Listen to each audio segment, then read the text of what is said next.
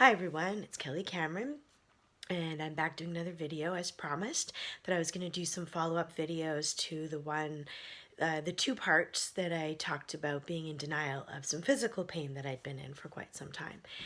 And while I've been going through the process of, discovering like what the physical pain is and talking to different health professionals about it, I uncovered that by denying the fact that I was in pain or that I had to avoid certain things, certain activities for physical, because it caused me physical pain, that I was really denying myself and being in denial of emotional pain that I wasn't looking at as well.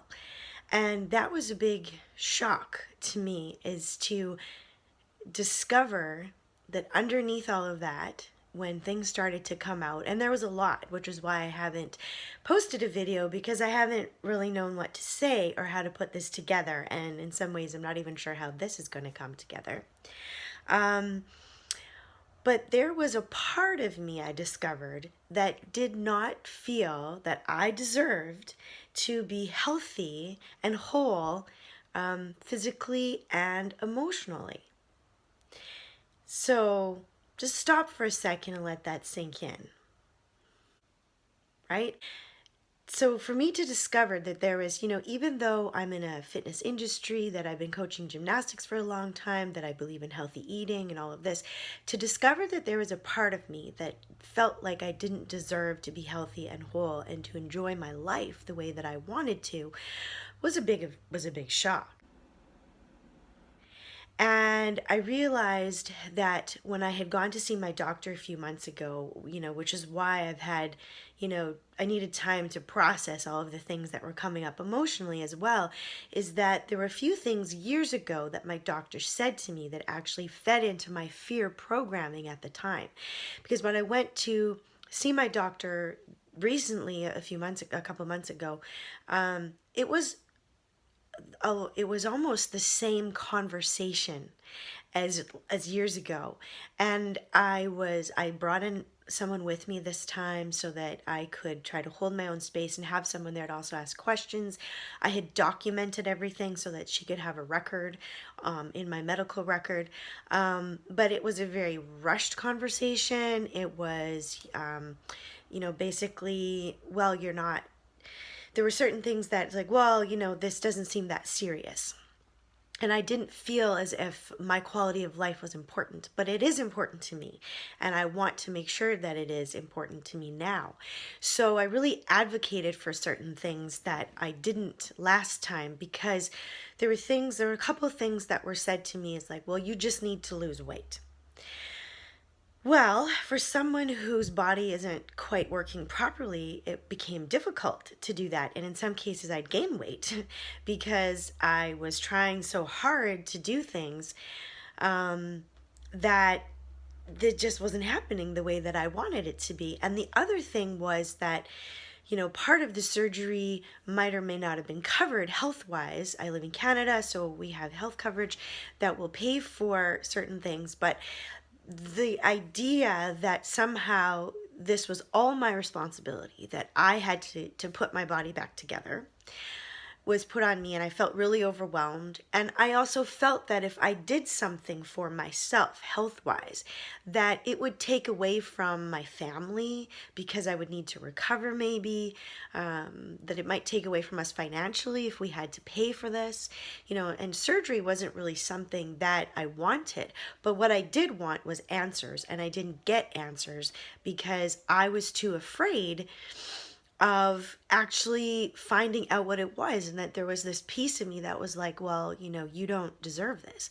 So I had a lot of things come up emotionally that I had to look at, as a fit person when I started having children, and finding that because my babies were rather large, that my body had to compensate in certain ways. And even though I wasn't, afterwards, when I wasn't pregnant, there were things that weren't quite going back together the way that they should.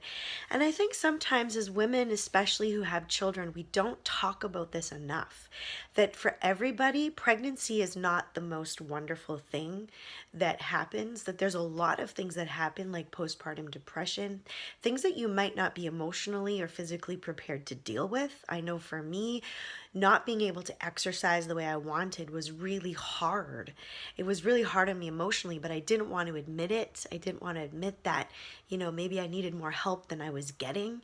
And I kind of kept looking to other people for answers when I really knew that inside me, I knew there were things that I needed to look into. And, with some other, in the last couple of months too, talking to other health professionals, not just my doctor, but realizing that I've been treating symptoms for a long time of things and not really looking into, an overall cause for certain things. And so we've been doing our research and figuring that out. But at the same time that I'm figuring out things physically, figuring things out emotionally, and having all the emotional things come up was a lot for me to deal with. And I don't think I've known how to put that into words, and I'm not sure that I'm putting it into words in a way that really makes sense. I'm hoping that it does.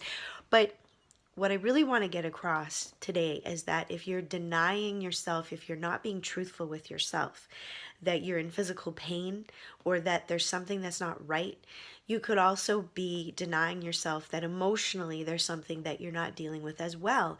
And I think the avoidance of pain is rampant in our society. It really is. We want to avoid being in pain, and our minds, our bodies will do whatever it takes for us to avoid the pain so that we don't have to deal with it.